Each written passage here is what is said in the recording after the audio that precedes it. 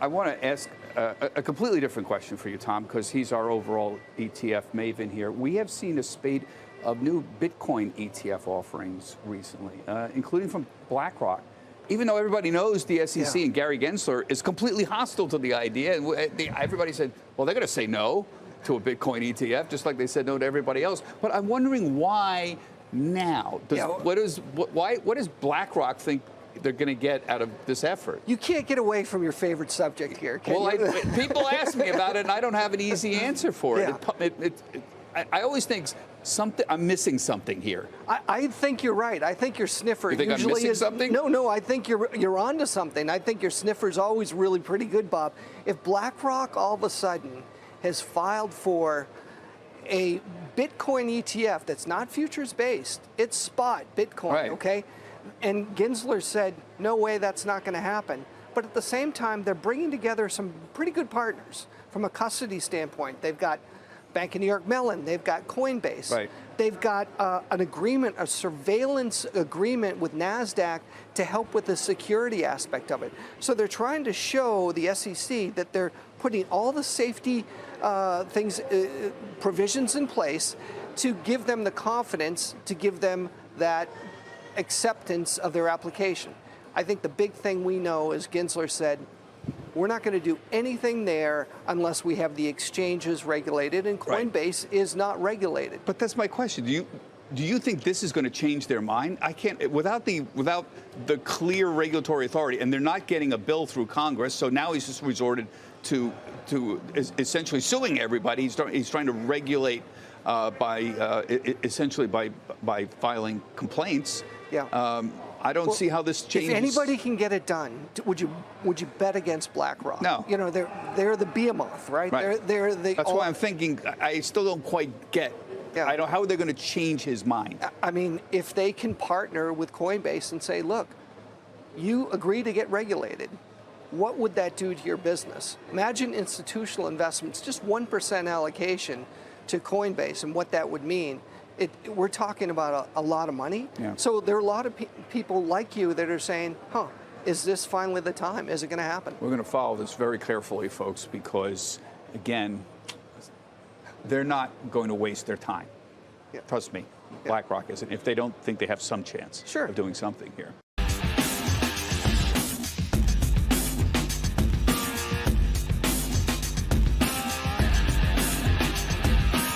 But, you know, I think about this, and what about this internet thing? Do you know anything about that? Sure. What the hell is that exactly? Well, it's become a place where people are publishing information. Right. So everybody can have their own homepage. Companies are there. The latest information. It's wild what's going on. You can send electronic mail to people. It is the big new thing. Yeah, but you know, it's easy to criticize something you don't fully understand, which is my position here. Go ahead. But I can remember a couple of months ago, there was like a big breakthrough announcement that on the internet or on some computer deal, they were going to broadcast a baseball game. You could listen to a baseball game on your computer. And I just thought to myself, does radio ring a bell? You know what I mean? There's a difference. There is a difference. It's not a huge difference. What is the difference? But you can listen to the baseball game whenever you want. Right. Too. Oh, I see. So it's stored in one of your memory deals, Exactly. and then you can come back a year later. You talked about earlier. Yeah. Do tape recorders ring a bell?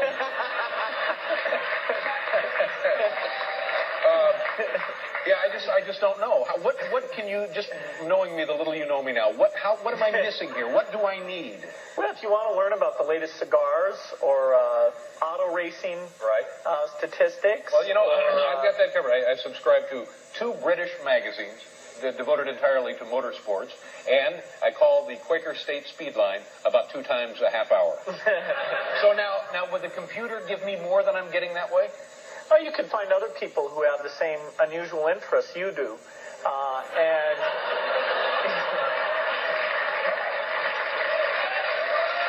You mean the troubled loner chat room on the internet? Absolutely. I think one day I'll get one of these deals. But I've played with them, and then you type it in, and then you get that thing, that little arrow. Is that the arrow you bet. And then it's just, it's like, oh, I get it. It's an eye test. What do we?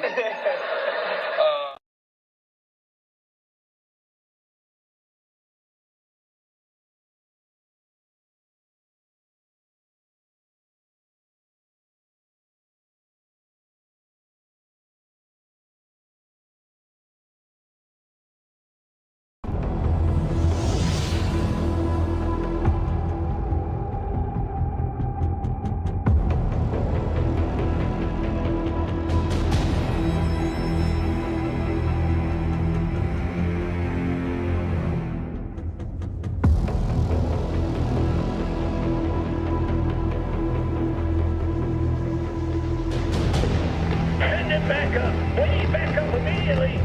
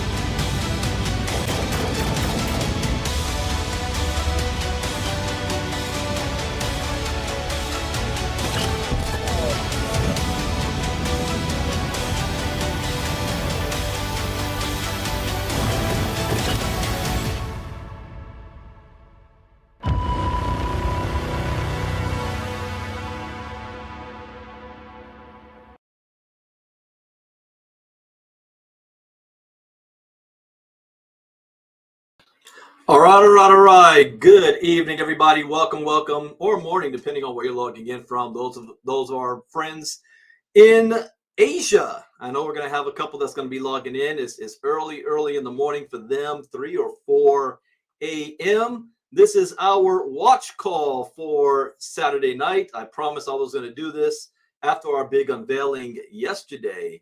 Now, after hearing all the nerd language, everybody says, well, Brandon, can you break this down in a way that my mama can understand? Layman's terms. What does this all mean? Why should I be excited? And I kind of, 30 minutes yesterday, broke that down. And if you missed that, you can go back to any of the Facebook groups. It's also on my YouTube channel. But I covered that yesterday, and tonight we're actually going to watch it all over again, but this time I'm going to dissect it. So that's why I'm doing it an hour early, because I got things to do tonight. I want to watch the Colorado football game. So we're going to give us some time to be able to engage with you guys. And if you have anything that I might have missed while we're watching it, feel free to type in the chat box, because I can always stop, pause, rewind, and go back and look at some of the little things. Now, I can't promise you that I'm going to understand everything, because what they're doing is brand new. This has never been done before, brand new technology, and I'm not a coder or a programmer. But I understand the ramifications of this and the impact that is going to have around society, humanity, and also in our business, and how we're going to make money from this. So go ahead and type in the chat box where you're listening in from. As a disclaimer, I am not a licensed financial advisor to be getting financial advice. I just read information and share information for educational, training, and entertainment purposes only. For those of you listening to me for the first time, my name is Brandon Ivey from Los Angeles, California. I'm the founder, CEO of Ivy League Crypto Academy, ILCA for short. I teach crypto education for a living. So let's see who we have so far. I see you, Mr. Leonard Long. You like being a part of history, right? As a founding member. See, Miss I keep saying Captain Marnita. That means you got to hit Captain. Commander Marnita Casa, Mr. Albert from Connecticut, Teresa Carlson. I see Darlene from Pennsylvania. See Joyce Easley. Good evening. Jacqueline from St. Petersburg, Florida. Don Marie, Laughlin, Nevada. Commodore Don Marie. Demetrius Turner. Demetrius, I got your image should pop up in rotation. I got you up there. Also, Nathan Hansberger. I know I got you on there too. You were just on there a second ago. Daryl Weston. Good evening from Texas. Kenny Taylor. See Kenny Taylor from Los Angeles. Going on, Kenny. Lee Na from Boston. Tammy Renee Lee Gully. Good evening, good evening. See also Joyce, South Carolina. Neil Brooks, Richmond, Virginia. Facebook user, good day. I don't know who that is. Your name's not popping up to me. Kevin Strausser from Georgia. Steve Randall from Memphis. Somebody from Alberta, Canada. I don't know who that is, but welcome. Also someone from Massachusetts. Ooh, the brand new Vice Admiral, Herschel Crow. Congratulations, Herschel. You guys got to come back to our presentation tomorrow night because you're going to be able to hear from Mr. Crow. He just got promoted to Vice Admiral. He's ranked number 4. Oh, number 5. Somebody took his spot this morning or yesterday. So number 5, welcome. What am I hearing? Oh, that's volume. Wi-Fi device picked up. All right. Adele and Colin from Trinidad. Welcome, welcome. Let's see who else. Ann Perez from Arizona. Rohan, traveling in blockchain tech. Rohan is on YouTube from Santo Domingo. And also I see a Facebook user from North Carolina. Not sure who that is. So welcome, welcome, welcome. So we're going to jump on into this because I don't know how long this is going to be.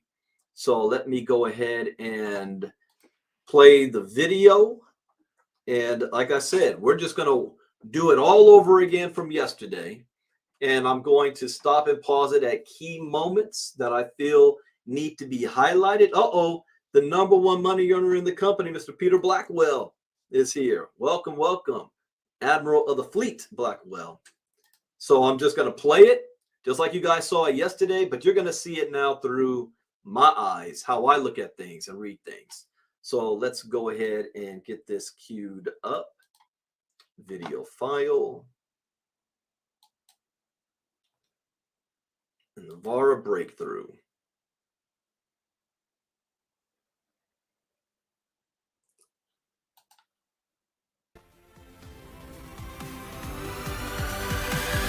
Let's fast forward this. I just want to double check this. You guys are able to hear me speak right now, even though I got the video up here on screen.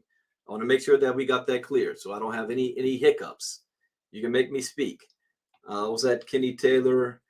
Mr. Brandon, if I get what's about to happen with the Lightning, Vara has something no one has, and everyone will have to come to them to pay and use their system or risk losing a lot of their customers and business while they're trying to figure it out for themselves. Which, yeah, Kenny, you're on the right track. All right, you guys say all good. You can hear me with the video playing. All right, all good. All right, let's fast forward to this.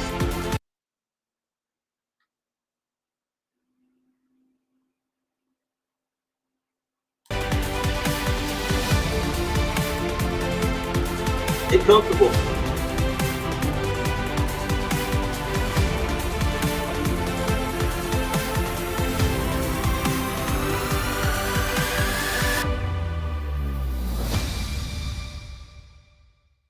Also, since I am streaming this on all Facebook groups, I would highly suggest if you've got gamer groups or Facebook groups or anything that you're a part of, you might want to share it. Share it on your own page so that you don't have to explain this information to anybody. Let me do all the talking for you. All right, let's get into this.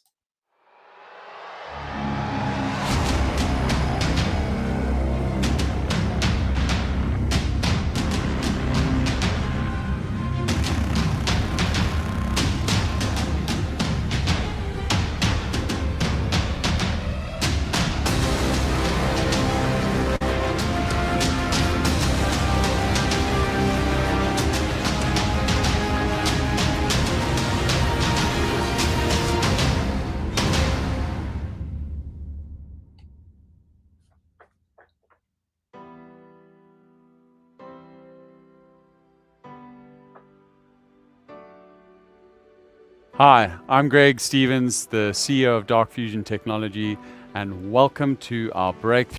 First off, just look at that studio. This ain't some janky company built out of somebody's garage, you know, with a blue screen behind them. This looks like the TNT studio with Shaq and Kenny. This is nice. I like this. Event. We're here to unveil the culmination of our vision, deeply rooted in empowerment, sovereignty, and unyielding ownership. This transformative journey began with a simple yet profound idea: to craft an ecosystem that redefines how we interact with digital assets and wealth. Today, we stand at the forefront of a new era, poised to lead the Web 5 movement. Powered by Dark Fusion, this movement empowers the future.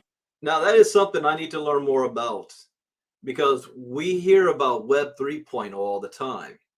But when I started listening to these guys last December, they kept using the term Web 5. Web 5. I'm like, when did we skip Web 4? So you might going to hear that term, Web 5 movement. Future of DeFi, digital media, entertainment, blockchain, and a lot more. As you join us in this event, anticipate a momentous technological breakthrough that will redefine the blockchain landscape. Welcome to the future where innovation becomes the gateway to empowerment. During our journey, we've recognized the challenges presented by Layer 1 blockchain solutions that have plagued the blockchain space. These limitations encompass a spectrum of issues, including scalability constraints, security vulnerabilities, restricted interoperability. First, okay, I want to address this. Scalability has been the number one problem on the Bitcoin blockchain since it was developed.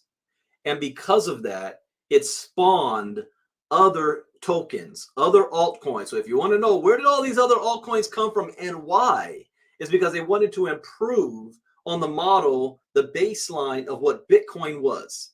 Litecoin, for example, is an exact duplicate of Bitcoin. It just is better in operational stand, but it's not Bitcoin. Therefore, that's why it's not popular. So the reason why Ethereum and the others have been so popular over the last 7-8 years is because businesses are able to use that because you can scale on it, whereas Bitcoin has been limited until now. Poised to lead the Web 5 movement. Powered by Dark Fusion, this movement empowers the future of DeFi, digital media, entertainment, blockchain, and a lot more. As you join us in this event, anticipate a momentous technological breakthrough that will redefine the blockchain landscape. Welcome to the future where innovation becomes the gateway to empowerment. During our journey, we've recognized the challenges presented by Layer 1 blockchain solutions that have plagued the blockchain space. These limitations encompass a spectrum of issues, including scalability constraints, security vulnerabilities, restricted interoperability, protracted confirmation times, and exorbitant costs associated with executing smart contracts. Vulnerabilities have cast a shadow over Layer 1 blockchain solutions, resulting in substantial cryptocurrency losses totaling in billions. Among the most prominent hacks of 2022, the Ronin network breach stands out, with vulnerabilities in its Ethereum bridge contributing to losses surpassing an astounding $625 million. Layer 1 blockchains, like Ethereum, have grappled with significant scalability issues. These challenges have become evident through several high-profile events like the merge, when transaction fees reached a high of $196 in May 2022. Each event witnessed network congestion and skyrocketing gas fees, laying bare the fundamentals. Okay, if you see what's behind them, if you want to know what is Dark Fusion, what problem is it solving? Because if you're going to bring out any type of technology, any type of business, you've got to solve a problem that people already have, or why would they want to use it? It's solving the scalability problem. It's solving the congestion problem, and it's solving the high gas fees. So those of you that are Vara ambassadors, you need to know that, so that because the average person doesn't understand, they don't know why. Well, why do I want this technology? Scalability constraints of Ethereum's Layer 1. In response to the constraints of Layer 1 blockchain technology, we turned to Layer 2 solutions, exemplified by Bitcoin Lightning Network. This innovative Layer 2 solution effectively mitigates scalability issues of the Layer 1 blockchains by enabling off-chain transactions through a network of payment channels. Okay, so first, Layer 2 is not something that's brand new. Layer 2 has been used primarily Ethereum. And Layer 2 means, like, whenever I do my courses, what's the difference between a coin and a token? A coin has its own blockchain. That's Layer 1.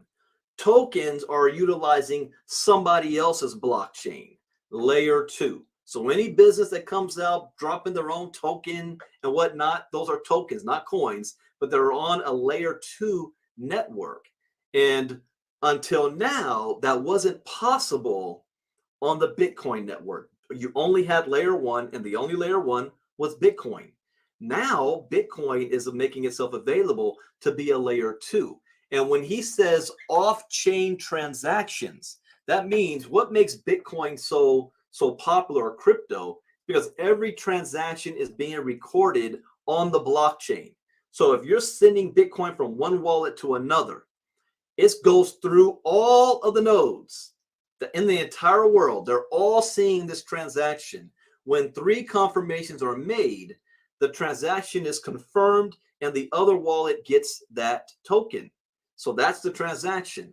Now, as cool as that is, the problem is, what if it takes too long? What if it takes 30 seconds or 5 minutes? Or if it's really congested, a couple of hours? Now, what if you're, like I said yesterday, if you're at the grocery store and you want to buy something with your Bitcoin and you're trying to pay Bitcoin to the merchant and there's a long line behind you, and you go ahead and swipe your card through, and now you got to wait. And you don't know, it might take 5 minutes. You think the people behind you are going to like that too much? So it's not practical. That's why Bitcoin became a proof of work, but it became a store of value token rather than a day-to-day transactional token. Other tokens work much better than that. They're much faster. Ethereum is much faster than Bitcoin. So to solve that, what they figured out how to do is do transactions that doesn't need to be recorded on the blockchain at that moment, off-chain. Now you can do thousands of transactions at the same time, and then what you do is you batch those transactions onto the blockchain at a later date. So that is not what's slowing down the network. Now you went from only having maybe a couple of 100 transactions per second to thousands, hundreds of thousands, and 1 million transactions per second. We speed it up very fast. Now it's faster than Visa and MasterCard. Now you can have a point of sale immediate, instantaneous. We're going to get back to that because I know they're going to show it off later, which is the GOAT thing, because I said, wow, they brought the receipts on this. They're not just talking about it. They showed you it. So let's keep going. I'm getting ahead of myself. These channels facilitate swift, cost-effective microtransactions, alleviating congestion and high on-chain fees. Adopting this technology has opened endless possibilities. As we've explored the Lightning Network's capabilities, its immense potential became evident, expanding our scope far beyond our initial expectations. But before we dive into our breakthrough, let's take a moment to comprehend the profound significance of Bitcoin and our choice to build our infrastructure on its blockchain. As it stands, Bitcoin is the true leader. It embodies financial sovereignty through its decentralized network, resistant to government or institutional control, and has never been centrally controlled. Bitcoin serves as a hedge against inflation, offering a more reliable alternative to fluctuating fiat currencies. Bitcoin's impressive market capitalization exceeds $500 billion, representing 49% of the entire cryptocurrency market, making it the leader in the crypto world. As a Bitcoin maxi myself, I've always seen its potential to facilitate effective decentralization, and my intuition is being validated as a growing number of prominent figures and industry titans invest in a Bitcoin future. Major corporations like MicroStrategy and Square have made substantial Bitcoin investments, highlighting its appeal as a... Stop right there. Square. How many of you guys have seen, like I got downtown, a donut shop that they only take cash or a certain credit card using that Square. They got like a little Square point of sale device. You stick your debit card in it and pull it out, and it's attached to their iPhone. And so that's how you make your transactions. And so there's a reason for that, because they didn't highlight this too much yesterday, but they did on the showcase before when they mentioned point of sale devices and what this is going to be in the future. Store of value and a means of payment. The Grayscale Bitcoin Trust, managing over 40 billion in assets, demonstrates growing demand for Bitcoin investment products, while BlackRock, the world's largest asset manager, seeks SEC approval for a spot Bitcoin ETF, potentially elevating Bitcoin status and securing large positions in all the Bitcoin mining operations. These are strong indicators of Bitcoin's position in the future. With over 100 million global users and doubling down on Bitcoin wallets in the past year, Bitcoin's trajectory as the currency of the future is undeniable. Prominent figures like Cathie Wood, leading ARK Invest, envisions Bitcoin's potential value exceeding 1 million by 2030. Wait. Did you say by 2030? $1 million per Bitcoin. Those of you that's in my inner circle, you hear me talk about this in detail, where I say there's two more halvings taking place before 2030, 2024 and 2028. And I believe that these next two halvings will be the last time that Bitcoin will ever be in the affordable range for the average person, because after that, it's going to be the cost of a house just to have one Bitcoin. And so I'm hearing this more and more and more, $1 million of Bitcoin by 2030. Scoring its investment potential and resilience amid economic concerns. All while recent US Senate discussions and bills signal a willingness to relax cryptocurrency regulations, paving the way for an even greater personal sovereignty. Bitcoin may be an old dog in the cryptosphere, but it is guaranteed to dominate as the cryptocurrency of the future. Dark fusion technologies will help to propagate Bitcoin, opening up the world of decentralized finance, decentralized applications, and a Bitcoin exclusive decentral exchange. So that part right there, a Bitcoin exclusive decentralized exchange. Hasn't happened yet. So how are we harnessing the capabilities of Bitcoin Lightning Network's Layer 2 solution? It all begins with our proprietary Simple Contract Language, or SCL for short. Think of SCL as the innovative language that enables broader access to the Bitcoin network, leveraging its speed and security to enhance and fortify our solutions. Through SCL, we're not just tokenizing assets and creating smart contract compatible tokens on Bitcoin. We're unleashing. Through SCL, we're not just tokenizing assets, but that is enough. If all they were doing was tokenizing assets, you got to ask the question, is there a market for that? JP Morgan already says that digital assets are going to be worth more money than real world assets, and they created a company called Onyx because of that. Larry Fink, and I'll play his video at the end, the chairman of BlackRock already said that you're going to see the tokenization of real world assets, real estate, finance, stocks and bonds, everything. So if that's going to be the future, then I want to know what technology is going to make it possible and how can I invest in it? He just said it. Smart contract language. But he said not only will it do for tokenization, let's go back a few seconds.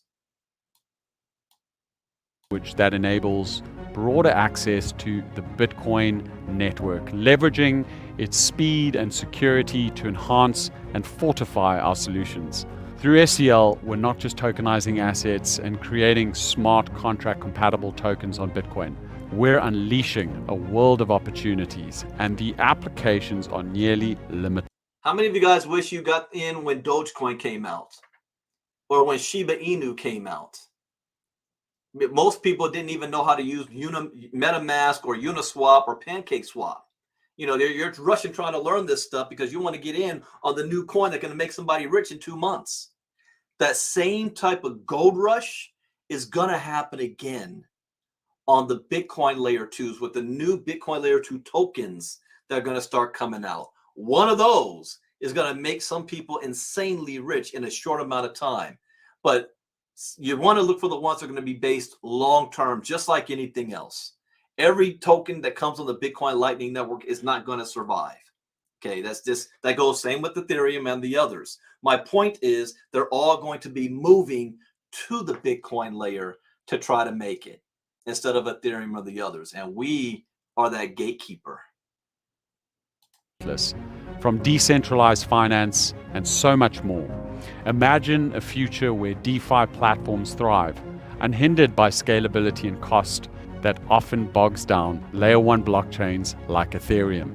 SEL is the key that unlocks this potential. It allows us to develop decentralized applications, products, services, and smart contracts directly on the Bitcoin network, something that has never been done on Bitcoin before. But let's break it down a little further. On layer 1 blockchains like Ethereum, executing smart contracts and transactions can come at an exorbitant cost. SEL, on the other hand, brings transaction costs down to near zero. Layer 1 blockchains can suffer from slow confirmation times, much like waiting for international wire transfers to clear. SEL on the Bitcoin Lightning Network ensures near instantaneous transactions. Layer 1 blockchains can sometimes feel exclusive, much like having to meet stringent banking requirements. SEL opens up DeFi to anyone, anywhere, without high barriers to entry. The applications for SEL are nearly limitless. So what that means is you don't have to be a coder, you don't have to be the programmer, you don't have to go to school to learn this new language. They're already creating the foundation for it, for you to build on, for anybody, businesses. And when I saw this yesterday, something came to my mind of who is their target audience. The audience that they're speaking to right now is not you and I. The audience that they're speaking to is the business entrepreneurs and businesses that have vision and businesses that are knowing, just like in the 90s. I played the video for those of you that were here early about David Letterman making fun of Bill Gates about the internet because he didn't understand it. And in the 90s, companies came to a really quick realization that if they didn't get themselves positioned on the internet, they would be at an economic and a competitive disadvantage. Well, same thing is going to be taking place now. These businesses are going to know if they don't get themselves tokenized and in the best possible way to win, which means, do I use Ethereum or will I use Bitcoin? I'm going to use Bitcoin. And if they don't do that, they're not in a position to be competitive and to win. So they're either going to be Netflix or they're going to be Blockbuster. That's the audience he's speaking to. You guys got to catch this. As an ambassador, and I'm going to be asking this question, and you guys will get more details about this, is how do we as Vara ambassadors benefit from these guys taking advantage of this technology? All right, let me keep going. From tokenizing real estate assets, creating NFTs for digital and physical art, executing legal contracts, to enhancing gaming through in-game asset tokenization, SCL's reach extends beyond DeFi, reshaping industries and empowering individuals. While Layer 1 blockchains grapple with the challenges, we are pioneering a new era of possibilities on Bitcoin, poised to take advantage of its already monumental market cap. With the foundation of simple contract language and Dark Fusion powering the Vara platform, we're ready to unveil our latest breakthrough. Okay, you hear what he said there? We basically told you guys the Vara platform, Start Vara, is just a proof of work. It's just to show that this technology works. And now they're ready to unveil. Let's see, what are you ready to unveil? On the back of all this Layer 2 innovation, I'm proud to present the Vara application and its world-first Bitcoin Lightning-enabled wallet. The Vara app makes an historic milestone as the very first decentralized application constructed using SCL technology. This technological breakthrough is poised to redefine industry standards within the blockchain ecosystem. The Vara app serves as our primary sales and distribution channel for all our products, services, and decentralized applications developed by Dark Fusion. In essence, Dark Fusion creates, while Vara will act as the catalyst that enables us to bring this cutting-edge technology to the forefront of the industry. We've promised you a breakthrough, so here it is. Come on through, Dom. I'm telling you guys right now, this cat's going to be like Vitamin Buterin. He's going to be a billionaire. Here's the man driving all this innovation, Dominika Bojkovic, our founder, our creator, the man in charge. It's great to have you back with us, Dom. It's a bit of a difference from our usual Dev Diaries. Yeah, I'm missing the couch. You're missing the couch, eh? It's great for you to be here. And today is really to announce this incredible breakthrough to the market. All right, real quick. Don, did you see yesterday's showcase? Keep watching. You'll see a big difference. What we've done in terms of smart contract language and this truly extraordinary innovation. So I think just to start things off, Dom, I'd like maybe to give our audience an update on what you've been working on, what the breakthrough means, and... Oh, I see what you're asking. You're asking about the difference between the demo, because last month they did show it on the table. Let me watch this again. I'd have to watch last month's demo to see what the difference was, because I don't remember it too much. I just remember they did a transaction live between two phones, and now they're basically doing it again on a big scale. Let's take a look. We're going to give a live demonstration. Can't wait to give the audience a little bit of an update of what we've been working on. Essentially, we have been finalizing our work on how the HTLCs can route in the Lightning payment channels, and what this ultimately allows us to do is to move tokenized assets that are minted on Layer 1 into Layer 2 channels, and then we gain all the benefits from Lightning Network, including the instantaneous settlement and the incredibly low transaction fees. That's amazing. And could you just maybe touch on the significance of this when we're looking at the crypto industry? You know, I talked a lot about, you know, where Bitcoin's at, the landscape right now, all the indicators in the market, all the big asset funds getting involved in this journey. What does it mean to you?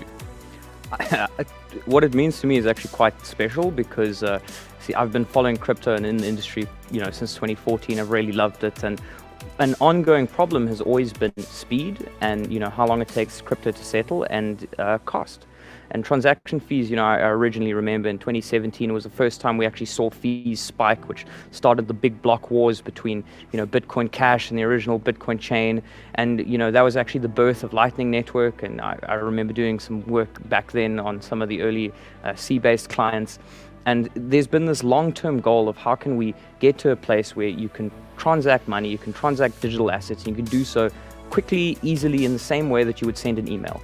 And there's been this long journey in the crypto industry of going from command line interfaces and complex programmer, APIs, to moving to a place where it's actually user friendly to be able to send crypto. And from a Lightning Network perspective, Lightning was this major innovation, but it's kind of lagged behind because it hasn't had the ability to move tokenized assets. It hasn't had smart contract integration. And what we've really, brought to the table here is the ability to have smart contracts on Bitcoin's layer 2, moving with all the benefits of Lightning Network. And that's truly profound because it's the first time that this speed and scalability issues, I think truly solved, especially from a tokens perspective.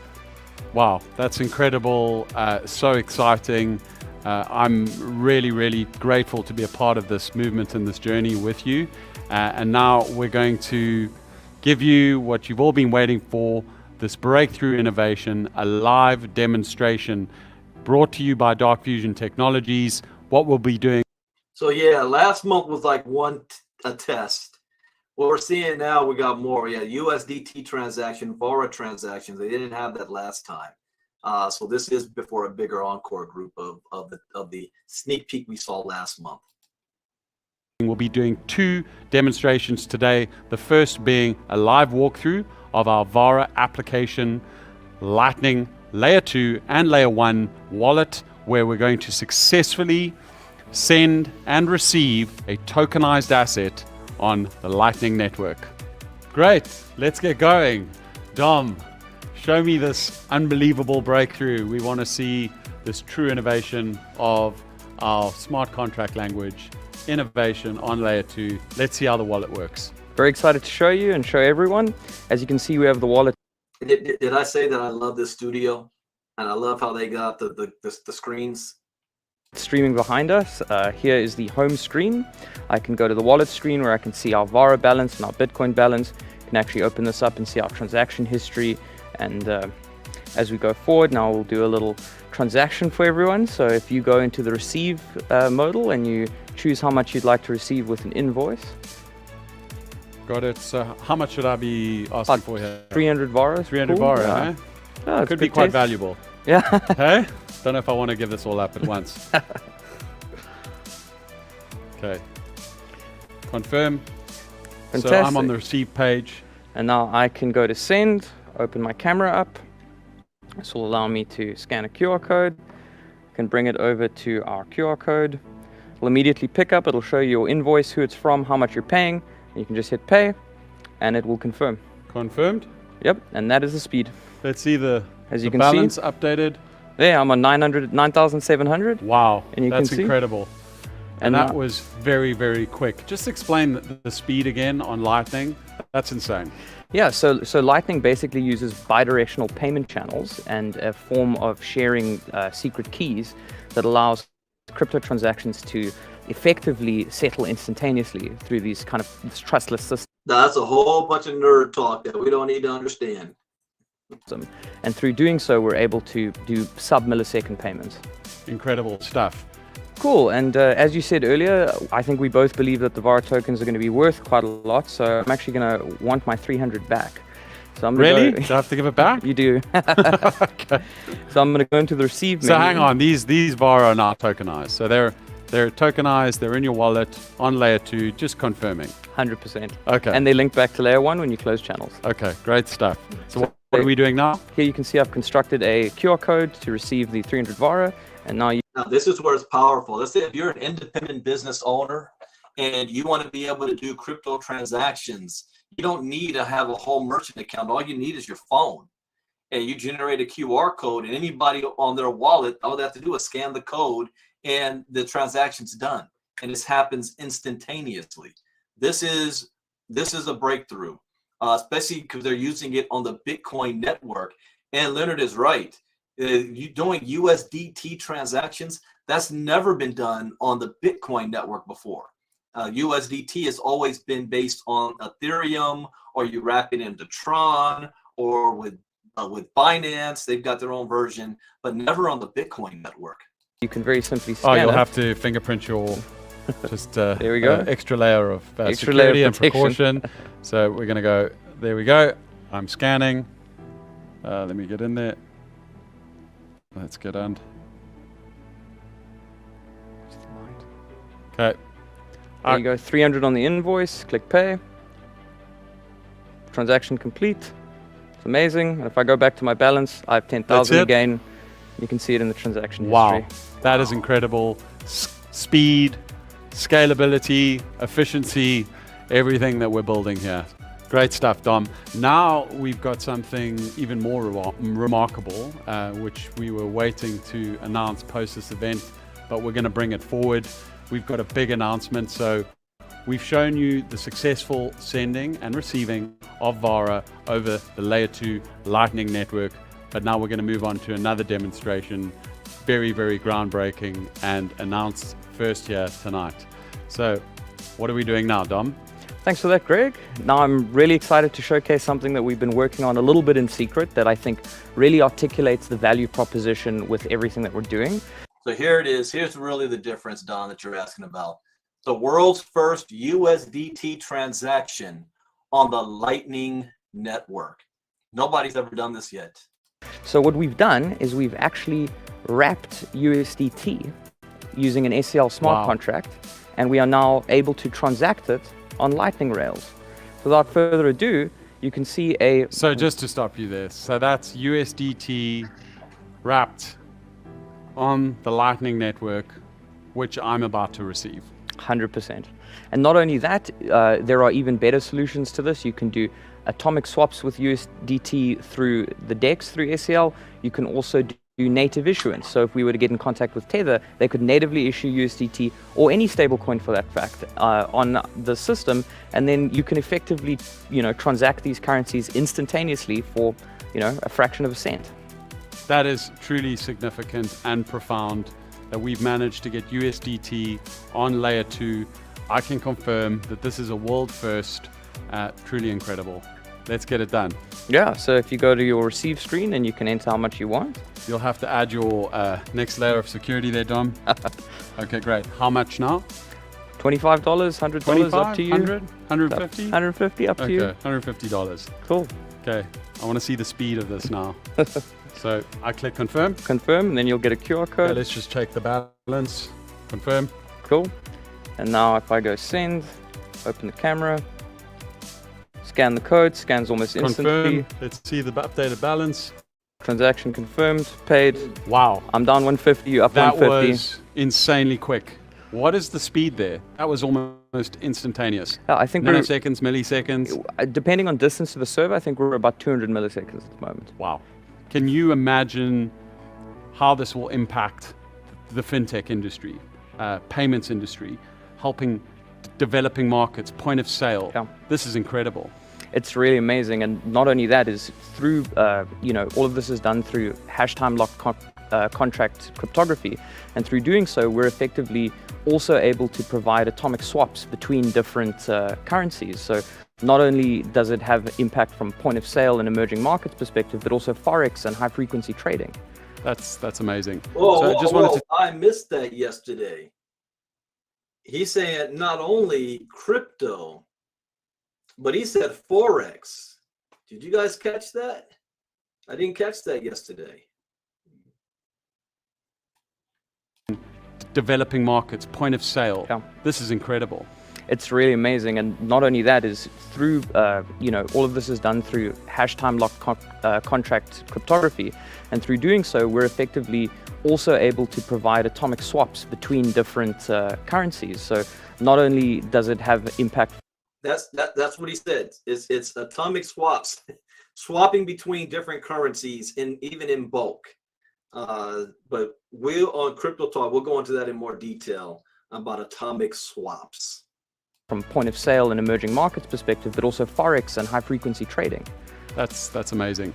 So I just wanted to touch on the point of sale benefit, how this is going to impact the point of sale industry. What does that mean? We talked about offline payments, empowering the masses by getting stable coins into layer 2 and being able to transact with your phone with tap to pay. So if we just highlight that this wallet right now is point of sale compatible. 100%. I can show you right now. If you go to receive at any point, you can enter what you'd like to be paid in. You can select the amount and it'll generate a QR code. And you can notice that we're using Lightning Network's nomenclature, which is that this is an invoice. And immediately you're seeding the idea that it's invoicing through your phone, and then point of sale, I think, becomes a natural step. Okay, so think about this. When he said developing countries, developing markets, there's 30% of the world's population that's not attached to a bank account. And if you have a business, the first thing you're going to need, you're going to have you need to have a bank account where you can do transactions, where the money can go, if people are using debit or credit cards. But what if you don't have access to any of that? You can use this system to do peer-to-peer trading. Now, atomic swapping is basically moving from one blockchain to another blockchain between peers, between people, being able to do that. But you need a smart contract to do that. Not all networks allows that. That with the Bitcoin Lightning Network, they're allowing you with a simple contract language to be able to do atomic swaps between two people without the need of a third party. So this is where you have the interoperability of this network, meaning that it's not just like how Apple wants to be the central hub of everything, and it's not really compatible with the others. That's centralized. Well, with atomic swapping, it is a decentralized way of doing it, where you don't need to have a central access. Herschel's right, not to mention the cost of merchant services. So now you've eliminated the fees. You don't need a central agency to do swapping between different blockchains. You don't need to pay the merchant fees and high banking fees. You don't have to wait 3 or 4 days to get third-party confirmation if you're moving between different borders. It's all happening in a decentralized fashion, almost instantaneous. So that's I hope that makes sense. I'm trying to, I can see it in my head, but sometimes being able to break it down may not always work the way I wanted to. All right, let's keep going. Forward. Amazing stuff. Thanks for that demonstration, Dom. You guys heard it first. This is a groundbreaking innovation that we've managed to achieve on the layer 1 and layer 2 Bitcoin network through smart contract language. This truly is the future. We are creating the new token standard for Bitcoin. This is exciting times. Well done, Dom. Thank you. It's a great innovation. Incredibly exciting. Once again, no, they will not. All they will need to have is a wallet address that is similar to Bitcoin, a Bitcoin address and a Bitcoin address. Herschel, what are you saying? Yes. Does the receiver have to have a Dark Fusion wallet to receive coins from a Dark Fusion wallet? I would say no. But Herschel, you're saying yes. I'll table that one. thanks for the demonstration, Dom. It really is groundbreaking technology. And as we move now into the future of Dark Fusion technologies, looking at our key inflection points on our roadmap, we've got our smart contract language, which is now being developed. We've got our first wallet solution, which is coming exclusively to the Vara network, which we will be launching in the next 24 hours, giving exclusive access to our ambassadors. It's very, very exciting stuff. But I want to talk to our roadmap. Now, we've developed out this incredible technology. Let's talk about these next steps that we're taking, specifically around our decentral exchange, which also is going to be a first coming to the Bitcoin network. Can you talk to the significance of that? Of course.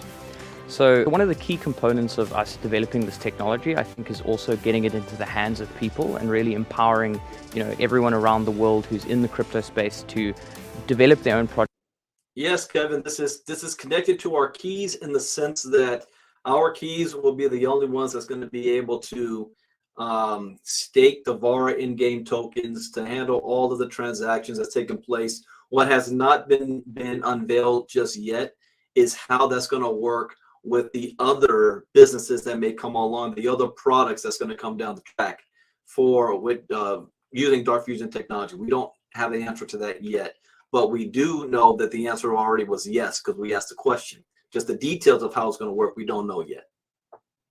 Projects using SCL to list their tokens on the C-Central exchange and to ultimately trade what they have with other people and to, do the thing that we're building all of this for in the first place. And I'd say our next big inflection point is releasing this DEX to the public and allowing people to essentially trustlessly trade cryptographic assets through atomic swaps, instantaneously.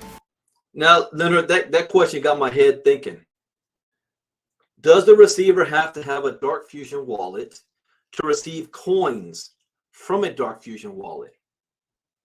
Well, if they are using the simple contract language Lightning Network to batch the transactions to happen instantaneously before it's being recorded on the blockchain, if you're using an off-site wallet that is not using that, it still has to be confirmed on the blockchain before it hits your wallet. So the transaction can still take place, but it's probably not going to be instant unless the other person is using a Dark Fusion wallet as well. Which means everybody's going to want to have a wallet if they want to have instant transactions. So if you're a merchant and you are offering crypto as a payment source, then your customer is going to want to have a Dark Fusion wallet so that they can do a transaction instantaneous. So Herschel's correct on that. It can be done because all you need is like I said, Bitcoin wallet addresses. But the speed at which it happens, if it's on the same Lightning Network, that's happening instantaneous because they're being batched. That's a good question. I like you guys being freaking crypto educated. You're thinking. You're asking some good questions here. All right, let's keep going. Amazing. We also talked about, some questions that have been raised around liquidity concerns. And I think this is a point that I want to land, is this kind of agnostic nature of smart contract language, how it's not just isolated to the Bitcoin network. It has a much broader reach in terms of creating very unique bridges. You mentioned atomic swaps. By virtue of the fact that it is smart contract technology, the accessibility factor is very wide. 100%. From an atomic swap perspective, we can swap from any existing EVM chain into SCL pretty simply. We can have HTLCs handle swaps live on the Bitcoin network for SCL tokens for each other. And from a liquidity perspective, it's always been a concern of how do you get liquidity into Lightning channels and how do you facilitate routing. And our kind of solution to this is the Dark Fusion token, which is our liquidity token and forms an incentive structure into the ecosystem where the act of opening channels and providing liquidity for other participants on the Lightning network will then be rewarded with tokens. Great stuff. And from a developer perspective, so if we look at the crypto community, like developers wanting access to our systems, we've been creating out, APIs and connection points to enable the developer communities to integrate into our system. And that's really the cornerstone and the foundation of what we're building out here, is making this technology accessible on the road to open sourcing our platform. 100%. That is definitely probably one of the biggest, goals, is getting this technology not only into the hands of developers, but in the hands of developers in such a way that. Daryl, are they saying someone could send Bitcoin and the other receive BNB or Ethereum? No. If you're sending Bitcoin, they're going to receive Bitcoin, and then you can swap it into something else. But if that is possible, I didn't hear that yet. I might have missed that. Two different networks, but there is two different networks, meaning that you wouldn't have to the issues that Pancake Swap has with Smart Chain BNB, then to regular BNB. Those are different networks moving in the chains. But I need to wait when the white paper comes out to learn more to be able to answer that question more efficiently. That's a good question. That it's easy to make great tech. And that's why simple contract language is coding language agnostic. In other words, people don't have to learn a specialized smart contract language to write smart contracts. They can do it in whatever coding language that they already know. But what does that mean? Because we look at Solidity, we look at Rust, which is a notoriously difficult coding language, but opening up smart contract language where you effectively can use existing languages to build on, how does that work? Of course, so basically you can write the logic for your simple contracts in any traditional coding language. So you can write them in JavaScript, Java, C#, C++, Rust, Solidity. You can write them in SOLangs if you want to. That's amazing. So it really is that ubiquitous factor. Now, how will the key holders get DFT tokens? Well, first is not that key holders are getting DFT tokens. Everybody as a Vara ambassador will be able to get DFT tokens, because you're going to be able to swap your Vara game tokens for DFT tokens. And those that are be able to stake DFT tokens, that has nothing to do with access key holders. The access key holders are the ones that's going to be able to stake the Vara game tokens. The DFT tokens is going to be those who are node holders. And who's a node holder? Anyone that has the Vara wallet. It's also a built-in node. So those hold. Now, I don't know what the requirements are going to be for that just yet, but everybody will have the ability to stake DFT tokens. Making smart contract technology accessible to everyone. 100%. And I would also say making Lightning technology accessible to everyone. It's currently incredibly difficult to put a LND node onto a mobile phone, and it requires a huge amount of developmental effort. So one of the offerings that we've created is an SDK that essentially allows you to create a self-custodial Lightning Network node on a mobile phone and access it through Java, Kotlin, C#, Flutter with 18 method calls. Wow. Just to kind of dumb it down a little bit, a lot of technical jargon coming your way, but very sophisticated in what we have built. Something that I really thought was very interesting, and this goes to kind of the practical use case of Lightning technology, was the Nostr protocol, which we discussed, which is this social media protocol on the Lightning infrastructure, and how SEL can apply to that. I'd like you maybe just to kind of give us a little tidbit on that. I'm a big fan of Nostr. So it's a decentral social media protocol that exists on Lightning Network, and effectively, because our Dark Fusion and SEL nodes are full nodes, they're completely compatible with Nostr. You can turn them into relays, and then effectively you can have a global, uncensorable social media experience. That's Hold up. In America, one of the biggest talking points right now is, am I being censored? Do I have freedom of speech? If I say something that I'm not supposed to, that's not politically correct on Twitter, will I get shut down because they think I'm part of one political party and they don't like what I have to say? Or even if I'm saying stuff that ain't true, do I have the right to be fact checked and shut up about it? I have the right to lie, knowingly or unknowingly, in America. Problem, though, is if you're dealing with a private business, that business can put whatever rules and laws that they want. If you're dealing with a centralized social media platform, and if they say, we don't like the language that you're using or the topics that you're talking about, they have the right to shut you down. That's not my freedom of speech. You could stand on the corner and scream on the corner street, and that's public property, and scream everything you want, but you don't have the right to do that on somebody's private property. So what this technology is doing is now saying, we're going to bring social media away from centralized platforms that may be beholden to whoever the owner's religious or political beliefs are, and we're going to make it decentralized, where it's completely open, that it is the freedom to say and do whatever you want to do. Now, I always have an issue with security on that, because we can't have child molesters and child traffickers and all that kind of stuff going on. I have a right. It's decentralized. There's got to be some boundaries somewhere. How that's going to be policed, I don't have an answer for that yet. But the fact that this technology is now going to allow a decentralized way for us to socialize is huge, huge business. Just look at what Elon Musk is trying to do with Twitter X. Let me go back just a little bit, because I missed this yesterday too. I was either thinking about something else or somebody was bothering me, distracting me. So let's go back a little bit.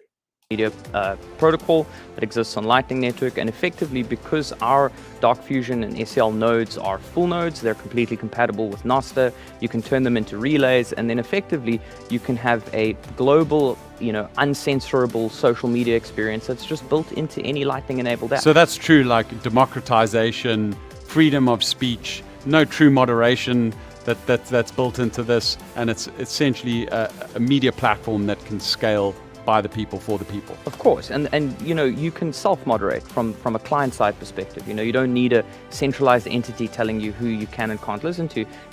Anyone can block them. You know what I mean? It's like you're still able to ensure that your feed doesn't. So what basically he's saying is self-moderation. If somebody is saying something or doing something that you don't like, you can just block them, and you don't have to see that kind of stuff.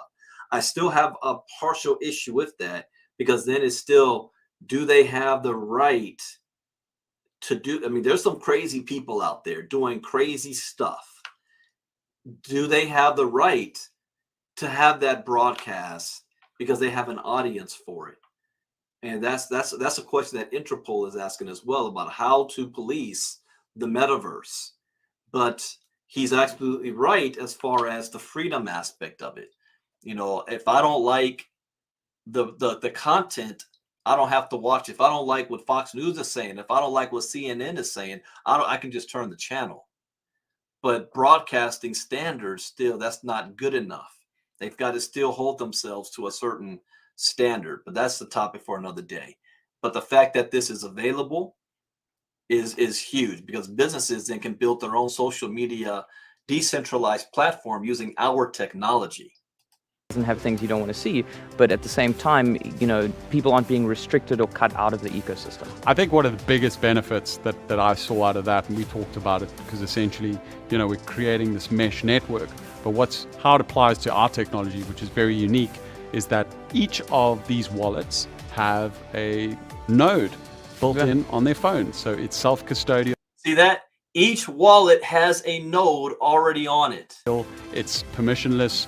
You have your true sense of sovereignty in terms of your value and wealth. And it essentially allows you to scale these businesses by reducing the costs on and it integrates cloud computing. Integrates the payment rails directly into the business. So you can imagine a future where, being a social media influencer, you're being paid directly by your fans, and they're doing it through the Lightning Network instantly as you're providing content for them. We could go on for days in terms of the practical use cases and applications of this technology, but we wanted to bring you something truly unique in terms of this breakthrough innovation, creating the new token standard for the Bitcoin network, speaking about the indicators in the market now with all the big asset funds. It truly is going to be the digital currency of the future. Anyone that's not in Bitcoin should really consider getting into Bitcoin as a hedge against traditional fiat currencies, and really that is the driver for us. We are the fuel that is going to help propagate the future of Bitcoin in the most trusted, secure blockchain, and biggest by market share. And being Bitcoin maxis ourselves, I know we both are. We really are excited about what we can bring to the table in empowering this future. Big time. Is there anything, lastly, you'd like to leave us with in terms of your vision, being the founder and creator of this unbelievable technology?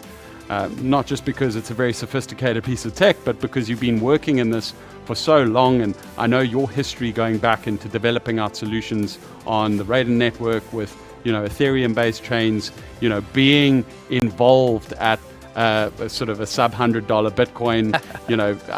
I've known you. Good question. Nodes versus access keys. Just whatever you want to call them.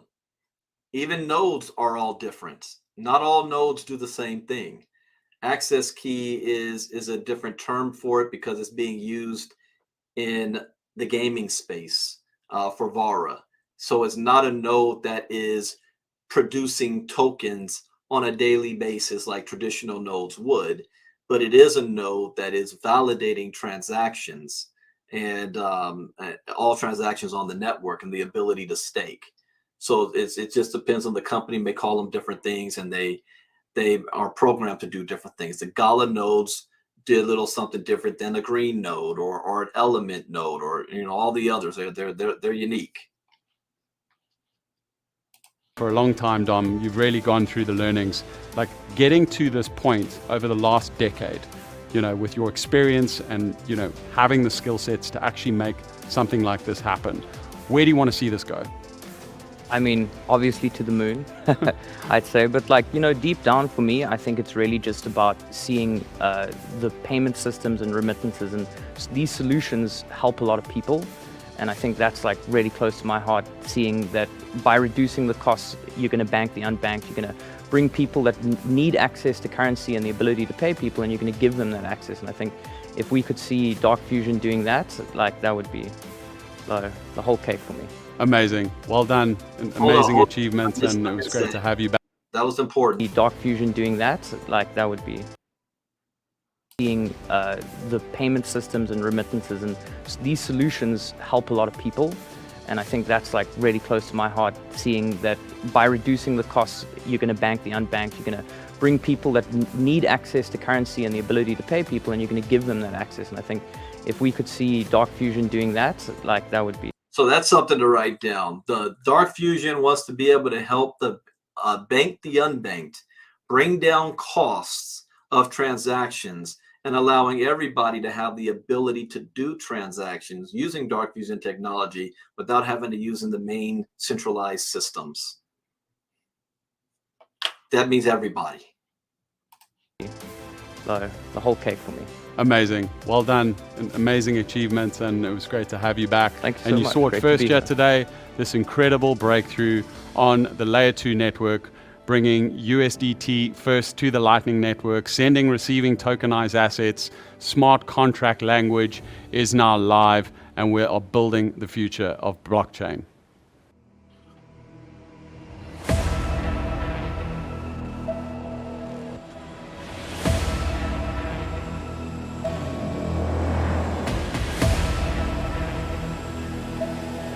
Oh, I forgot about this video. I need to rip this video too.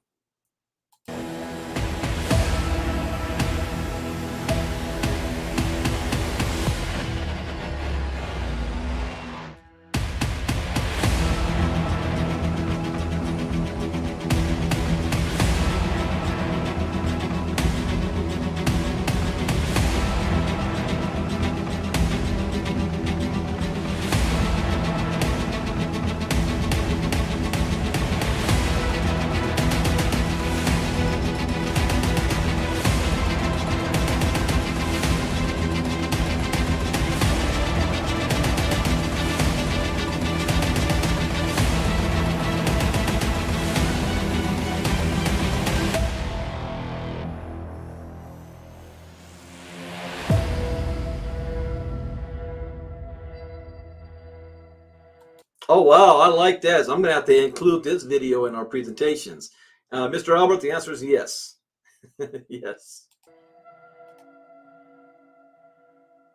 And now I'd like to introduce to you today a partner in our business and a friend of mine, someone who's at the forefront of payment solutions and fintech in Africa, and also developing nations around the world, to give us some insights to the practical application of our technology in the real world. I welcome to the stage Mr. Nick French.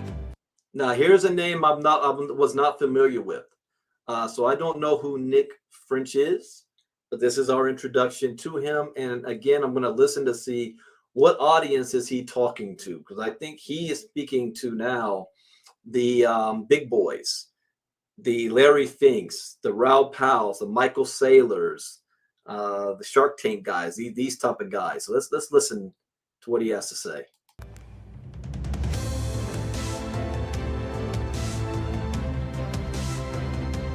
Thanks, Greg. Great to be here. Very excited indeed. Banks, fintechs, telcos, startups, scale-ups, financial institutions, I'm speaking to you. Oh, well, damn. I don't need to figure it out. He just said it. Let me run that back. Let me get that back here. He says, okay. Stage, Mr. Nick French.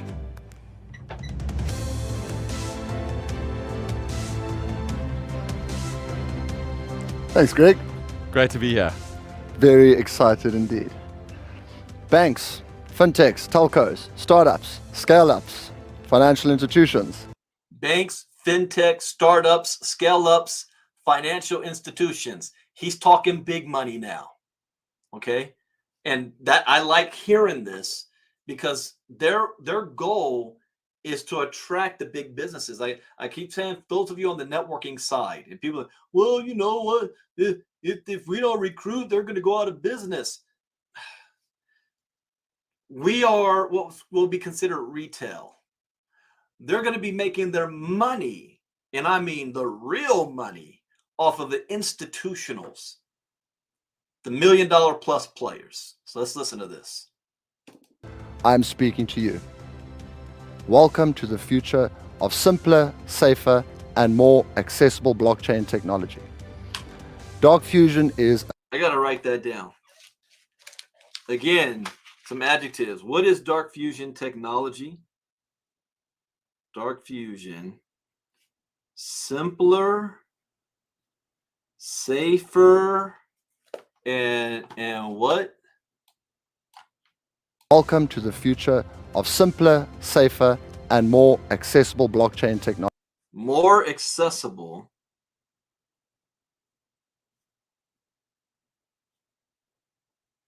Blockchain technology.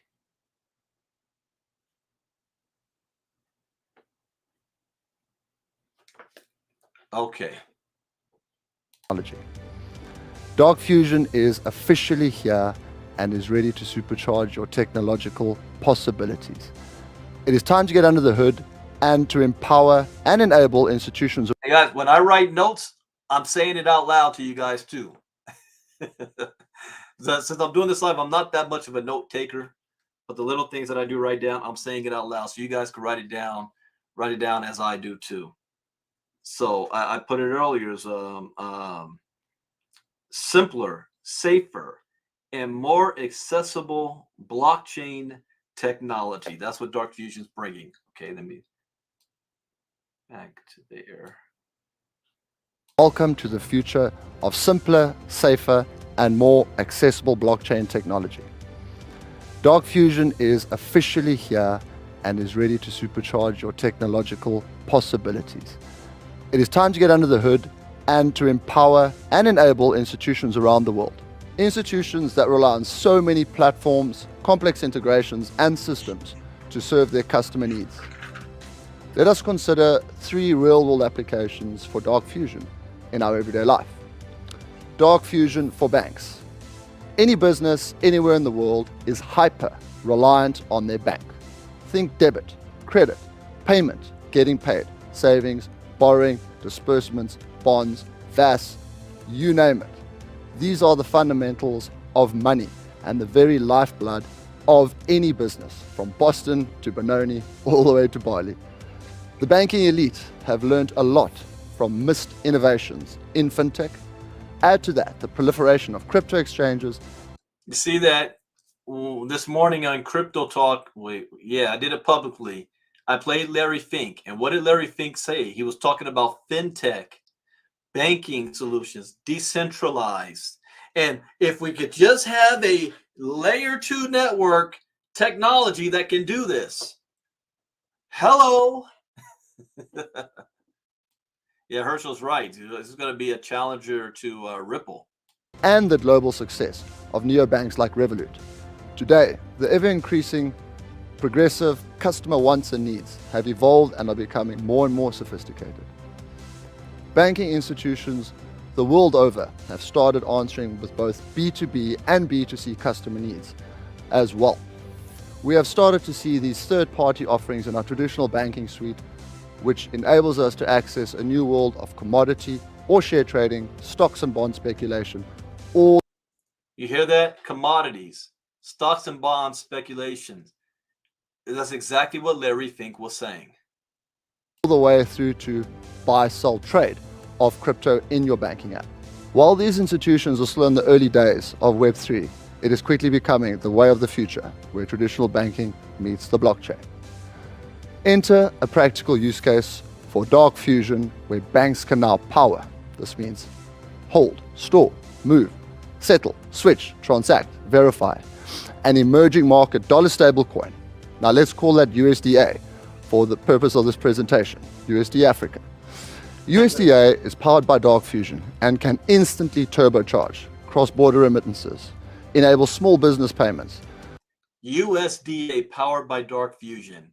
Did he give us a hint, or was he just making something up? USDA. Let me play that again.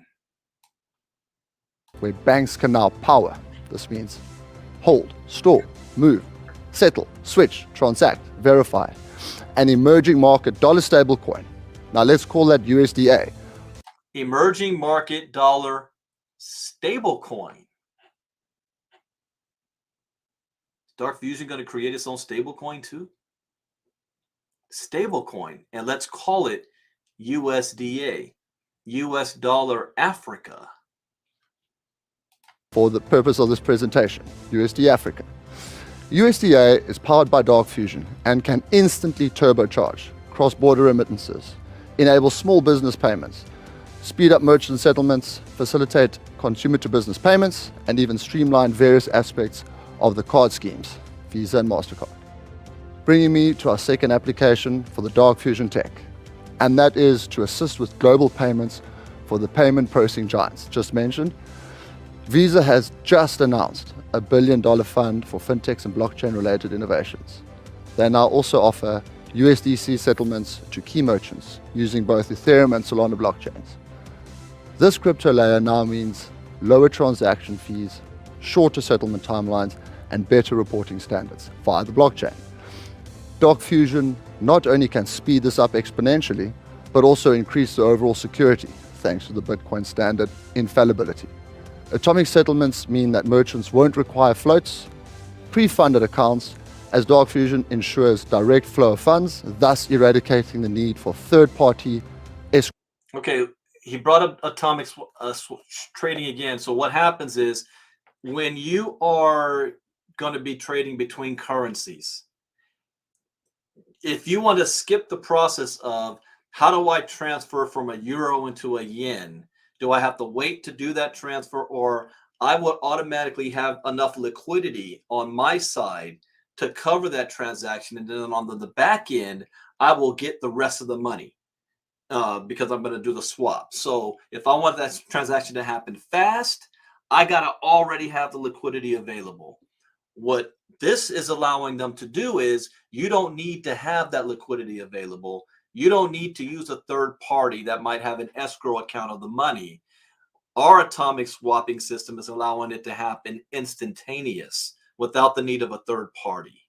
That's very, very big. So you got to put yourself in the mind of a businessman or a businesswoman or corporation. They're in business to make money, to be efficient, to have easy transactions with their customers, to be able to make money and spend money and move it around as fast as possible. So any technology that's allowing that is always going to win. No business is going to say no to that. No, I think I'll go back to the old way. How many of you guys right now on Netflix say, you know what, I'm going to stop my streaming service. I want you all to mail me my movies again. I know it's going to take 3 days to get here, but I want to go back to the old technology. No business is going to say no to that. It now just comes to who else is attempting to do what Dark Fusion is doing, or if there is competition, how far behind are they? Which is why they'd have this showcase so soon. They weren't ready to do this until a couple of months from now, but they want to be the first to bring this to market. I hope you guys are getting this. Oh, I don't think you were supposed to say that, Peter, because I knew the answer to that too. I wasn't going to say anything, but since you said it, yes, Dark Fusion will have their own stable coin. All right. I wasn't going to say nothing, but it's Peter's fault. All right, let's continue. Services. On the other side, MasterCard Source is a specialized group of companies, predominantly via acquisition, that focus on incorporating blockchain technology into the traditional acquiring, switching, risk management, and merchant services suite. They too have built out solid innovations on the Ethereum standard, which is great for now. I mean, I just gotta say, you guys gotta see how professional this is.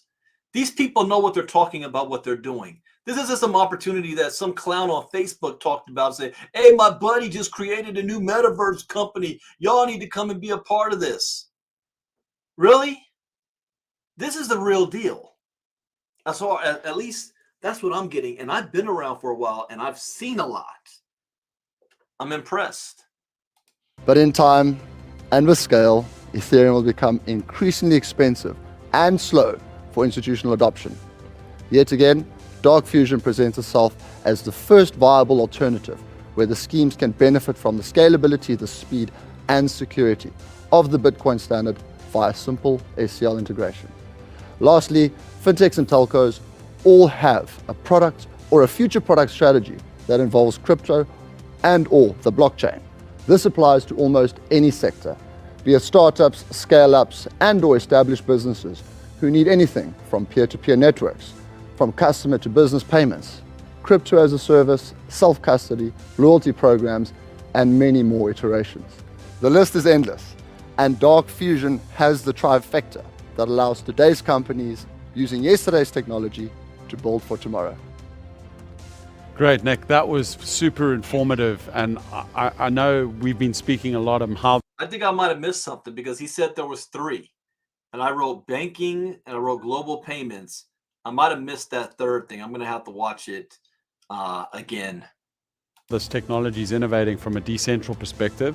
But when I talk about ubiquitous access, if you look at the decentral nature of our business, this technology also applies to a lot of central institutions and how it can, effectively optimize, make these systems more effective by leveraging our technology. Well, I'd like to start by saying that purely decentral does not exist. As much as the purists would like it to, unfortunately, there will always be an institutional enablement or allowance that we need to cater for. Thus, what Dark Fusion does, it enables and it empowers the entire DeFi world, but there's also a very valuable application for CeFi and matching the old with the new. Just for our audience, what is CeFi? CeFi is centralized finance. DeFi. You know what he just did there? He just used the same argument that Ripple has been saying that, yeah, Ripple, we have the company, but the XRP token is by itself. And even though that part is decentralized as the company, we kind of still have a little bit of control over the direction. We can program the smart contract, but there is still some form of control, which is actually still needed to prevent ultimate chaos from taking place. So he's appealing. I know why he said that, because who is his audience? And they're listening to this, and businesses would feel more comfortable knowing that there was still some form of a control mechanism in place, that it's not completely anarchy going on. I see what he's saying here. I didn't always agree with it in the past, but now I understand why. It's decentralized. Centralized is banks, the guys I've been talking to now. Decentralized is more web. Wait. You hear what he said that? Banks, the guys I've been talking to. Really? Who have you been talking to? What banks? What projects do we not know about yet? Let me go back just a little bit. I catch the little things. For CeFi and matching the old with the new. Just for our audience, what is CeFi? CeFi is centralized finance. DeFi is decentralized. Centralized is banks, the guys I've been talking to now. Decentralized is more web. Wait. Was that, you see how Greg responded to that? He kind of got a little giddy. Let me play that back. I got to read his body language on that. He got a little giddy on that. For CeFi and matching the old with the new. Just for our audience, what is CeFi? CeFi is centralized finance. DeFi is decentralized. Centralized is banks, the guys I've been talking to now. Decentralized is more Web3. see that? I caught that. You see that, Peter? So just mental note that. Be slightly more covert ninja operators. But you working in developing markets, you've worked a lot in the fintech space in Africa, applying this technology as a kind of a practical solution to some of the problems that, traditional systems face. Who's in that room with them? The way he made it seem like he's there in the office, they looked like they were having some meetings. And they said, yeah, you guys stick around because we're going to be recording the showcase. So I'm curious, who's off screen that we don't see? I'm just saying. Where do you think this technology can go? What makes it transformative for the African standard is that Bitcoin Lightning, Bitcoin Standard, allows for offline switching, peer-to-peer payments, and enabling smaller businesses and mostly those financially excluded from the traditional finance system. It gives them a tomorrow. So you've been involved in a number of very prominent fintech plays into Africa. More recently, you were involved in a very transformative solution. I'd like to know how our solution kind of bolts onto these existing providers with our technology, and where does the synergy lie? Great question. So I've long been a proponent for open banking, which basically allows anybody, with a basic bank account, access to the digital economy. What Dark Fusion does, it really goes on to the deepest, darkest corners and allows... Excuse the pun. It allows anybody and everybody, with a mobile device and basic internet connectivity, simple on-ramping, simple onboarding, and ultimately... What he said there, it will allow anybody with a simple mobile device. That's all that's needed. Participating in a multitude of ecosystems. So it's definitely a very, very solid addition to the fintechs, telcos, and everybody else playing in various other innovative spaces. And lastly, I just want to ask you, being a partner in the business and effectively helping us forge our way ahead, what is your vision for Dark Fusion in the future? The technology that we've created, going from a centralized world into a decentral world. How do you see this technology being applied? Well, firstly, we've got to look at where we come from before we're going to decide where we're going. And as a traditional Web3 metaverse project coming out of the gates, very excitedly producing an array of NFTs, collectibles and consumables, I think that what Dark Fusion has done is it's proven to us that we can problem solve not only for ourselves, but for a greater industry. And this industry has a plethora of startups and people trying to crack it in this space. This industry has a plethora of startups and people trying to crack into this space. And they're going to need Dark Fusion technology to do it. So from Dark Fusion, I say it very simply like it is, B2B to B to B to B.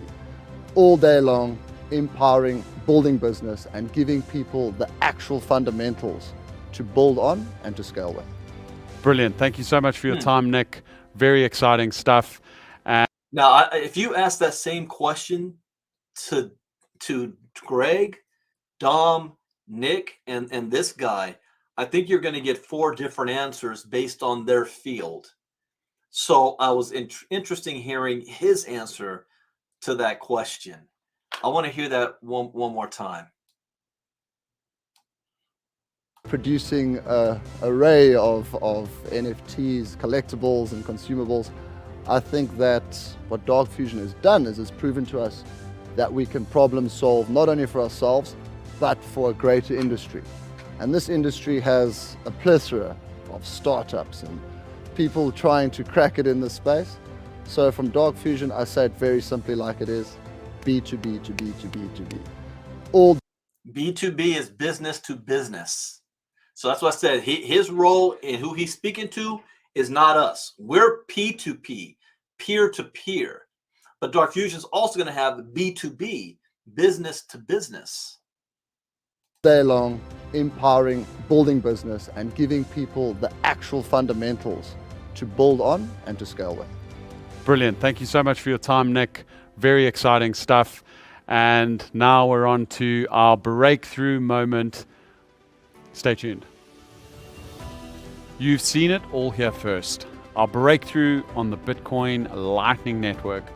Now the Vara app and wallet as the core of our Vara Web5 ecosystem will be the central vault where you can securely store and effortlessly transfer your assets and tokens. Within the Vara app, you'll soon find the epic Star Vara Battle Royale game, our first product on the Vara Web5 platform. The Battle Royale offers users... Did you hear that? He said our first product. You telling me you might have more?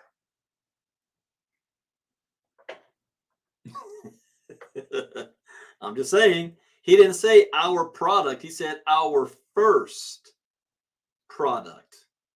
Is a dynamic platform for engagement and earning, where players can earn and collect in-game cosmetics and collectibles, and where the most skilled can turn their prowess into valuable assets and rewards. Furthermore, the Vara app is the portal to the forthcoming decentral exchange. It's where you can extract all the value you accumulate throughout your Vara journey, whether you're collecting assets from gaming, trading, or participating in various ecosystem activities. The DEX will be your gateway. Right, whoa. Okay, he said gaming, trading, then he said various ecosystem activities. Hint. The Vara app is the portal to the forthcoming decentral exchange. It's where you can extract all the value you accumulate throughout your Vara journey, whether you're collecting assets from gaming, trading, or participating in various ecosystem activities. The DEX will be your gateway to liquidity and empowerment. With the Vara app, you can earn, engage, store, and collect. Welcome to the future of DeFi. Yeah, write that down. Earn, engage, store, and collect. Vara app. DeFi, digital media, entertainment, blockchain, and beyond. Now let's look at some use cases. Considering the substantial utility exhibited by the Vara app, driven by the innovative power of Dark Fusion, let's explore the untapped potential that Dark Fusion holds for various industries. How about point of sale? Imagine a world where every vendor, from your local coffee shop to global retailers, gain access to instant transactions at near zero fees. Dark Fusion, the driving force behind Vara's wallet solution, is poised to revolutionize point of sale. By eliminating the need for costly intermediaries, Dark Fusion democratizes earning potential, making financial transactions efficient and accessible for everyone. It's the dawn of a new era for retail, where small businesses and large corporations alike can thrive in a truly decentralized ecosystem. Smart contract language is a game changer for the entertainment and media industry. With SEL's lightning-fast micropayments, content creators can offer pay-as-you-go options, ensuring cost-effective access to content. Its transparent blockchain ensures fair compensation, while global accessibility eliminates payment barriers. Anti-piracy measures secure content, and gamified rewards boost user engagement.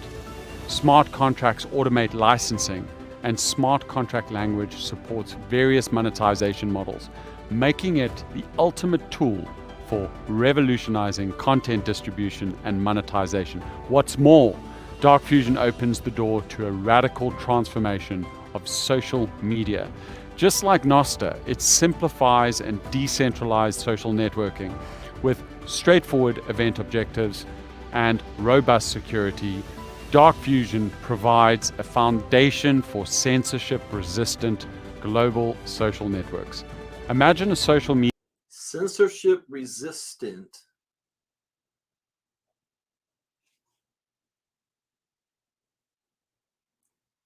Global, is it a global network? Let's see. Resistant global social networks. Global social network.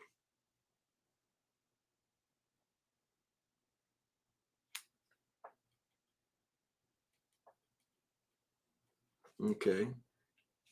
Censorship resistant global social network. What simple contract language does. Imagine a social media world free from ad-driven algorithms, addiction tactics, and content control. Dark Fusion empowers developers to create social platforms that prioritize user privacy, transparency, and freedom. It's an opportunity to reinvent social media, giving users control over their digital interactions and the information they consume. Be sure to visit our updated Dark Fusion website, where you can explore the latest innovations and dive into our updated presentations to learn more about our technological breakthroughs. Now that we've shown you the power of the Vara app and the Lightning Wallet, it's clear that this is just the beginning. And that's certainly true as we introduce to you a thrilling opportunity. Get ready to activate your wallet and dive into the action of the Star Vara Battle Royale, where you can compete for your chance to seize a share of a staggering $1 million worth of Vara game tokens. That's right, $1 million. This is how you can... Wait. So this is in the Battle Royale. You can win 1 million Vara game tokens? Shoot. Join the Vara Million competition. Firstly, you've got to download and install the application. Then activate your wallet. Following that, purchase your Vara Million badge. That part. Purchase your badge. Okay, I don't know that step. And what's going to be the cost? For entry into the competition for just 1 Vara. Choose to check out. Oh, okay. It only costs 1 Vara. So 1 Vara, and I can have a chance to win 1 million. On the Lightning Network and pay with your Vara wallet. Then you get ready to compete in this Vara Million Battle Royale and secure your spot in the top 120 of the leaderboard to win your share of $1 million. Dates. Okay, so they're putting $1 million up for grabs, and whoever makes it to the top 120 are going to get a piece of that 1 million, or will there only be one winner getting 1 million? Let me rewind just a bit. Your Vara Million badge for entry into the competition for just 1 Vara. Choose to check out on the Lightning Network and pay with your Vara wallet. Then you get ready to compete in this Vara Million Battle Royale and secure your spot in the top 120 of the leaderboard to win your share of $1 million.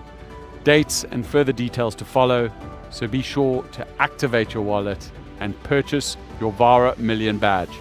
Closing date to enter the competition will be on the 15th of November, so it's giving you ample time.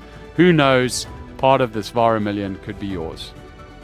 Now let's shift our focus to the Star Vara Battle Royale, where climbing the leaderboards and claiming your slice of the $1 million Vara prize awaits. As the highly anticipated game launches on October 15th, brace yourself for an unprecedented experience.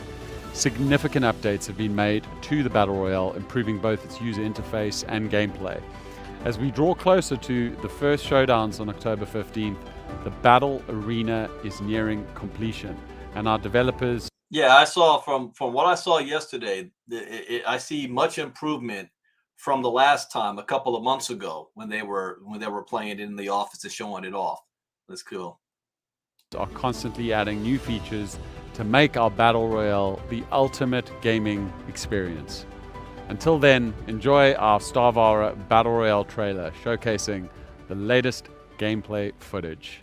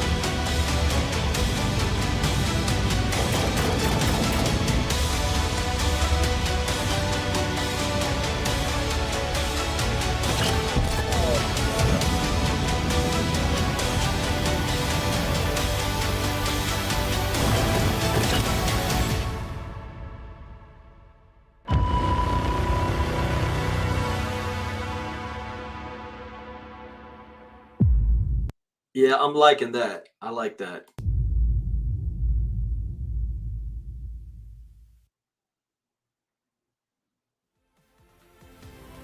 All right. So, wow. Okay, so I caught some things that I did not catch yesterday. There are some answers that I don't have. There's some of the tech questions that are very good questions you guys asked that I either don't have the answer or I might have said something that may not be correct. So please understand, I'm not always right. So there might be some things that I might have said that we'll get more clarification on later on. But I hope you guys learned something new. As always, that's the point. This is much bigger than what you originally thought. When you saw this, you're thinking it's just a game. This is much, much bigger. And if you notice, they spent far more time talking about the technology and what it can do rather than, oh yeah, let's play a spaceship game and then let's make money and get access keys and stuff. This is far bigger than that. I plan on interviewing these guys either next Saturday or the following Saturday. So when we get that date locked down, I will let you guys know. It will be at probably 11 a.m. or 12 p.m. Eastern time, whatever the best time for them. And you know what? I probably can't do it next Saturday. We'll see. We'll see. But we'll do that. And if any of you guys have questions, we're compiling a list. Please send your questions to my executive assistant, Miss Marnita Casa. And I think she's going to have a timetable on when all questions need to be submitted. And then she'll get it over to me. And I can't promise you every question will be answered, but I can tell you that every question will be submitted, so that you won't feel that you're missing out. And they will be able to answer what they can on their timetable. I'm doing a Vara presentation tomorrow night, 8 p.m. Eastern, 5 p.m. Pacific. We got a couple of people to highlight. A brand new promotion of Mr. Herschel Crow to Vice Admiral. There's only 4 people now, no, 5 that are Vice Admiral and above. 1, 2, yeah. There's only 5 people that's a Vice Admiral and above in the entire company. Mr. Crow just hit that position, so congratulations to him and his teams. And I have not been told when the Founders Pack will be inactive. So as long as it's still back there on your dashboard, take advantage of it. If you have not either purchased the key or you want to go out and sell those Founders keys, you can get 2 access keys for $3,500. You will want to have as many access keys as possible. Those of you in our inner circle, you saw me do the math the other day where I was breaking it down based on another game out there. If you had 5 million paying customers spending $6.99 a month, $2 of that is going to all of the key holders. What that can look like possibly if you had 1 access key, 5 access keys, 10. What if you had 40? I think it was if you had 10, you can end up looking at a $75,000 a year income, something around that number. But you want to have as many access keys as you possibly can. We don't have an update on the white paper. We asked the question and all we were told was soon that we will have access to that white paper. But that is it for now, guys. I'm about to get prepared, eat some dinner, and watch the Colorado beat up on Colorado State football game. And I will be back tomorrow night for the Vara presentation on our Vara Zoom channel. All you guys need to do is just invite. With all this information, just invite. I'm learning as we go as well, and the more I learn, the better I'm able to even present. So with that, take care, everybody. Enjoy the rest of your evening. I'm going to play one video. Now, after you saw all of this, now that you're armed with more knowledge, I'm going to play the Larry Fink video.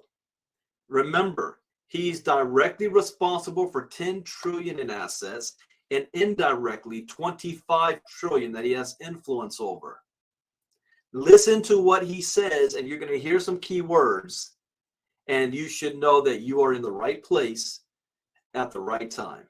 And then this will dismiss. So here is the Larry Fink video, and I'll see you guys. Here we go. And I'll see you guys tomorrow night. Larry Fink. what you're building out a cryptocurrency capability? No. I mean, we're looking at it. We're looking at blockchain technologies, and we're looking at all the blockchain isn't crypto. Blockchain is just the underlying technology. Well, don't your clients want crypto exposure? No, I don't believe any client has sought out crypto exposure. Really? Yes. But at some point they might. Do you need to be prepared? I don't, at the moment, no. I have not heard from any one client they're looking to buy a cryptocurrency at this time. But right now, I can tell you it worldwide, I have not heard from one client who said, I need to be in this. BlackRock, the most powerful asset manager in the world with a $10 trillion portfolio, is investing in cryptocurrency. This is not going to be an easy task. Capital is moving, and it's going to move very rapidly. I believe the next generation for markets, the next generation for securities will be tokenization of securities. We will, and if we can have that distributed ledger that we know every beneficial owner, every beneficial seller, we all have our code of who's buying, who's selling, instantaneous settlement. Do not be fooled. Don't let Larry Fink's friends go on TV and convince you not to buy this time around. While Hillary and friends continue to sow fear, uncertainty, and doubt about crypto into the minds of the general public, BlackRock has been forced to disclose that they're into it. I actually believe this technology is going to be very important. Look at it. We have been part of the huge revolution in investing through ETFs. We believe that ETFs will be changing the whole way we invest. Many people still use it as a means, well, people are investing it for indexing. No, the majority of people who are putting money in in ETFs are active investors that are buying exposure. The entire bond market is being transformed as we talk right now. I believe the next generation for markets, the next generation for securities will be tokenization of securities. And if we can have that distributed ledger that we know every beneficial owner, every beneficial seller, we all have our code of who's buying, who's selling, instantaneous settlement. I mean, the transformation, think about it, instantaneous settlement, bonds and stock, no middlemen. We're going to bring down fees even more dramatically. As for me, I don't have to vote on any shares anymore because the beneficial owner will do all the voting. And by the way, this isn't the first time he's said this. Larry Fink has been getting more and more vocal on this. This is one of the reasons why I'm focusing on the whole idea of blockchain for securities. I look forward to the day when we could tokenize stocks and bonds, that every stock and every bond we could identify immediately who is the beneficial owner, and this is why we're working on it, and every beneficial owner from an individual to an institution have the ability to vote, to democratize every single vote. And that's where we want to take this, and we're leading that effort. Oh, I actually believe most of the companies are not going to be around. I still believe that. I do believe because they're now real, they're frauds, they're what? Well, I mean, think about FTX. I mean, you could look back now. FTX created it. Its failure was it's creating its own token. It was not a DeFi. It wasn't a ledger that was open to the world. It was a closed ledger. Right. It was not distributed. So the whole foundation of what crypto is, it's supposed to be a distributed ledger that is across the system.